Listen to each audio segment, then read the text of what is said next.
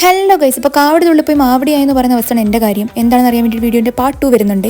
അങ്ങനെ നമ്മളിന്ന് ഷോപ്പിങ്ങിനായിട്ട് പോയത് കോസ്കോയിലേക്കാണ്. ഇവിടുത്തെ പ്രത്യേകത എന്ന് പറഞ്ഞിട്ടുണ്ടെങ്കിൽ അഫോർഡബിൾ റേറ്റിൽ നല്ല സാധനങ്ങൾ ഹോൾസെയിലായിട്ട് കിട്ടും.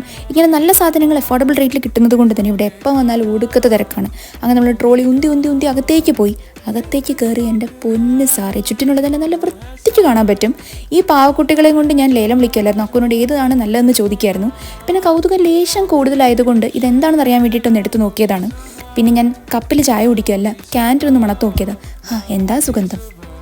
അങ്ങനെ മക്കളെ നമ്മൾ ഡ്രസ്സിൻ്റെ സെക്ഷനിലേക്ക് എത്തി. നമ്മുടെ നാട്ടിലൊക്കെ ആഡിസിയിൽ ഇങ്ങനെ ഡ്രസ്സുകൾ കിടക്കുന്ന പോലെ ഇവിടുത്തെ ഡ്രസ്സുകളൊക്കെ കിടക്കണ കിടപ്പ് കണ്ടില്ലേ. ഞാൻ അക്കുവിൻ്റെ 2-3 ബർമൂഡകളൊക്കെ ഇങ്ങനെ ഷോർട്സുകൾ സെലക്ട് ചെയ്ത് കൊടുത്തു. പിന്നെ ഞാനൊരു ഡ്രസ്സൊക്കെ ഇങ്ങനെ ഇട്ട് നോക്കുന്നുണ്ടായിരുന്നു. അവിടെ നിന്ന് ഡ്രസ്സുകൾ ട്രൈ ചെയ്തത് ആരും കണ്ടില്ലാന്ന് തോന്നുന്നു. ആരുടെയോ ഭാഗ്യം, ഇല്ലെങ്കിൽ എന്നെ എപ്പോഴും ഇറക്കി വിട്ടേനെ. പിന്നെ നമ്മൾ തലയില്ലാത്ത 2-3 ടെഡിബെയറൊക്കെ ഇങ്ങനെ നോക്കിയിട്ട് ഒരെണ്ണം എടുത്തു. അപ്പോൾ നമുക്കിനി അടുത്ത വീഡിയോയിൽ കാണാം. Tata, bye bye.